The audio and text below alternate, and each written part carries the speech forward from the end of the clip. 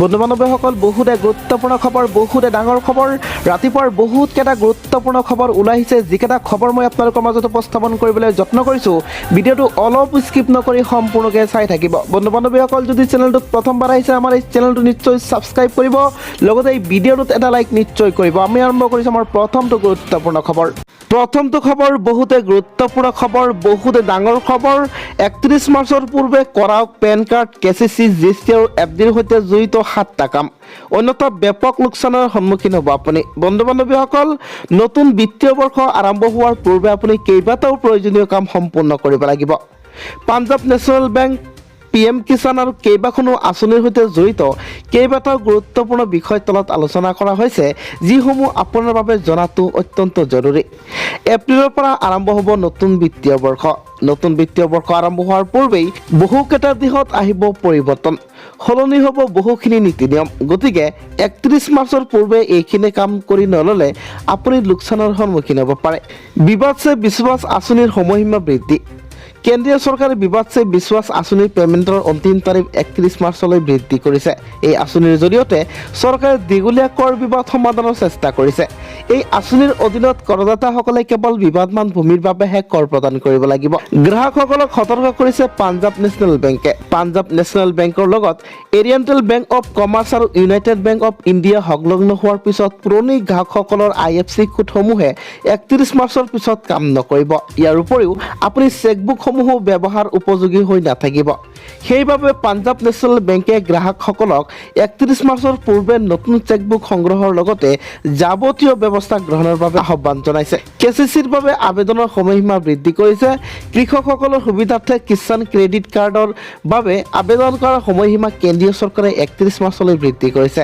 এই আঁচনিৰ সুবিধা ল'ব বিচৰাসকলে ওচৰৰ বেংক বা শাখাত গৈ আবেদন কৰিবৰ বাবে আহ্বান জনাইছে। প্ৰপত্ৰ পূৰণৰ 15 দিন পিছতেই হিতাধিকাৰীয়ে এই কাৰ্ড লাভ কৰিব বুলি জানিবলৈ দিয়ে।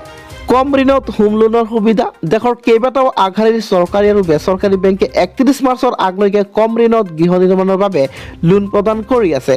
ইয়াৰ ভিতৰত SBI, Kotak Mahindra bank, HDFC bank, ICICI bank প্ৰদান কৰি আছে। এফডিত জ্যেষ্ঠ নাগৰিকে পাব অতিৰিক্ত সুদ। কিছু সংখ্যক নিৰ্বাচিত বিশেষ আঁচনি দেশৰ জ্যেষ্ঠ নাগৰিকসকলক অতিৰিক্ত সুদ দিয়াৰ ব্যৱস্থা কৰিছে কেইবাটাও চৰকাৰী আৰু বেচৰকাৰী বেংকে। SBI, HDFC, ICICI আৰু বেংক অৱ বৰোদাই গ্ৰহণ কৰিছে এই পদক্ষেপ। GST ৰিটাৰ্ণ দাখিলৰ সময়সীমা বৃদ্ধি কৰিছে। বিত্তীয় বৰ্ষ 2019-2020ৰ বাবে চৰকাৰী GST ৰিটাৰ্ণ দাখিলৰ সময়সীমা 31 মাৰ্চ 2021লৈকে বৃদ্ধি কৰিছে। আধাৰ কাৰ্ডক পেন কাৰ্ডৰ সৈতে লিংক কৰোৱাৰ অন্তিম তাৰিখ কৰা হৈছে। আধাৰ কাৰ্ডক পেন কাৰ্ডৰ সৈতে সংলগ্ন কৰোৱাৰ বাবে অন্তিম তাৰিখ বান্ধি দিয়া হৈছে 31 মাৰ্চ, অন্যথা আপোনাৰ পেন কাৰ্ড নিষ্ক্ৰিয় হৈ যাব।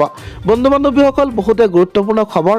আপুনি 31 মাৰ্চৰ আগতে এইকেইটা কাম কৰিলেতো আপোনাৰ কাৰণে অত্যন্ত প্ৰয়োজন, নহ'লে আপুনি এটা সময়ত বিপদত পৰিব পাৰে। প্ৰথমটো খবৰ আপোনালোকৰ কাৰণে গুৰুত্বপূৰ্ণ আছিল। এইটো খবৰৰ কাৰণে ভিডিঅ'টোত এটা লাইক নিশ্চয় কৰিব।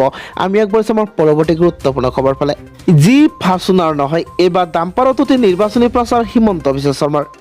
নিৰ্বাচনী সভাত অংশগ্ৰহণ কৰি ডক্টৰ হিমন্ত বিশ্ব শৰ্মাই নাজিৰা সমষ্টিৰ বিধায়ক দেৱদ্ৰত শইকীয়াক কঠোৰ সমালোচনা কৰে। আজি নাজিৰাত উপস্থিত হৈ মন্ত্ৰী হিমন্ত বিশ্ব শৰ্মাই নাজিৰা সমষ্টিৰ বিজেপিৰ প্ৰাৰ্থী ময়ূৰ বৰগোহাঁইৰ হৈ নিৰ্বাচনী প্ৰচাৰ চলায়। নাজিৰাৰ নাট্য মন্দিৰ প্ৰসংগত এখন ডাম্পাৰতে মঞ্চ সাজি অনুষ্ঠিত কৰা ভাৰতীয় জনতা পাৰ্টীৰ এখন বিশাল নিৰ্বাচনী সভাত অংশগ্ৰহণ কৰি ডক্টৰ হিমন্ত বিশ্ব শৰ্মাই নাজিৰা সমষ্টিৰ বিধায়ক দেৱদ্ৰত শইকীয়াক কঠোৰ সমালোচনা কৰে। মন্ত্ৰী ডক্টৰ হিমন্ত বিশ্ব শৰ্মাই কয়, নাজিৰা সমষ্টিৰ বিধায়ক দেৱদ্ৰত শইকীয়াই নাজিৰা সমষ্টিৰ উন্নয়ন হোৱাটো নিবিচাৰে। তেওঁ কেৱল চিঠি লিখিব জানে আৰু পথত বহি প্ৰতিবাদ কৰিবহে জানে। অখিল গগৈ শিৱসাগৰৰ পৰা নিৰ্বাচন খেলা সন্দৰ্ভত সাংবাদিকৰ প্ৰশ্নৰ উত্তৰত অখিল গগৈক শুভেচ্ছা জনাই মন্ত্ৰী হিমন্ত বিশ্ব শৰ্মাই কয়, ধৰ্ণা ধৰ্মগত আন্দোলনৰ পৰিৱৰ্তে কোনোবাই যদি সংসদীয় ৰাজনীতিত প্ৰৱেশ কৰি নিজৰ সমস্যাৰ কথা ক'ব বিচাৰে তেওঁক স্বাগতম জনোৱা উচিত। শিৱসাগৰৰ ৰাইজে বিকাশ বিচাৰে, আন্দোলন নিবিচাৰে। শিৱসাগৰৰ ৰাইজে ঐতিহ্য উভতাই বিচাৰে আৰু শিৱসাগৰৰ ৰাইজে শিৱসাগৰক এখন ঐতিহ্যমণ্ডিত স্থানলৈ আগবঢ়াই লৈ যোৱাটো বিচাৰে। এই কাম ভাৰতীয় জনতা পাৰ্টীয়ে কৰিব পাৰিব। এই বিহাল নিৰ্বাচনী সভাত যোৰহাট লোকসভা সমষ্টিৰ সাংসদ তপন কুমাৰ গগৈ, নাজিৰা আৰু শিৱসাগৰ সমষ্টিৰ বিজেপিৰ প্ৰাৰ্থী ময়ূৰ বৰগোহাঁই আৰু সুৰবী ৰাজকুঁৱৰীৰ লগতে সহস্ৰাধিক বিজেপি কাৰ্যকৰ্তাই অংশগ্ৰহণ কৰে। বন্ধু বান্ধৱীসকল, অখিল গগৈ যে শিৱসাগৰৰ পৰা নিৰ্বাচন খেলি আছে, আপোনালোকৰ কি মন্তব্য ভিডিঅ'টো কমেণ্টত নিশ্চয় জনাব। 2021 বৰ্ষত আপোনালোকে কোনটো দলৰ চৰকাৰ বিচাৰে ভিডিঅ'টো কমেণ্টত সেইটোও জনাবলৈ যত্ন কৰিব। আমি আগবাঢ়িছোঁ আমাৰ পৰৱৰ্তী গুৰুত্বপূৰ্ণ খবৰ ফালে। এই মুহূৰ্তৰ আন এটা বহুতে ভয়ংকৰ খবৰ। ব্ৰহ্মপুত্ৰৰ ওপৰত চীনৰ বৃহৎ বান, পঞ্চবাৰ্ষিক পৰিকল্পনাৰ চূড়ান্ত খচৰাত অনুমোদন চীনৰ। বন্ধু বান্ধৱীসকল, এই পৰিকল্পনাত নদীখনৰ নামনি মুৱাসোঁতত বহুকেইটা বান্ধ নিৰ্মাণৰ কথা কোৱা হৈছে। চুবুৰীয়া চীন দেশে প্ৰস্তুত কৰি উলিওৱা পঞ্চবাৰ্ষিক পৰিকল্পনাই নমাই আনিব পাৰে অসমৰ কাৰণে অমানিশা। 2021-2026 বৰ্ষৰ পঞ্চবাৰ্ষিক পৰিকল্পনাৰ চূড়ান্ত খচৰাত চীনে তিব্বতৰ ইয়াৰলুং চাংপোত বৃহৎ নদী বান্ধ নিৰ্মাণৰ সেউজ সংকেত প্ৰদান কৰিছে। ইয়াৰলুং চাংপোতে অসমেদি বৈ আহি ব্ৰহ্মপুত্ৰৰ নাম লৈছে। দিল্লীৰ প্ৰকাশিত ইংৰাজী দৈনিক দ্য হিন্দুৰ সামাজিক সংস্কৰণৰ প্ৰকাশ পোৱা মতে অহা বৃহস্পতিবাৰে দেশখনৰ নেশ্যনেল পিপলছ কংগ্ৰেছ এই পঞ্চবাৰ্ষিক পৰিকল্পনাখনৰ চূড়ান্ত খচৰাত জনাব অনুমোদন।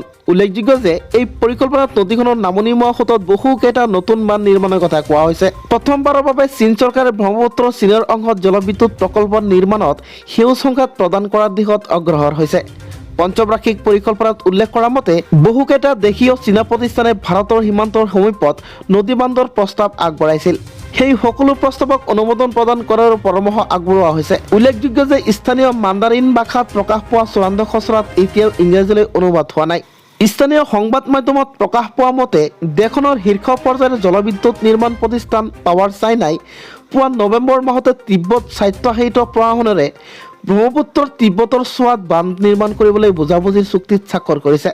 প্ৰতিষ্ঠানটোৱে 2015 চনৰ পৰাই তিব্বত অঞ্চলত নদী বান্ধ নিৰ্মাণ কৰি আছে। ভাৰত চৰকাৰে চীনৰ এই প্ৰয়াসত দ্বিপাক্ষিক আপত্তি প্ৰদৰ্শন কৰি আহিছে।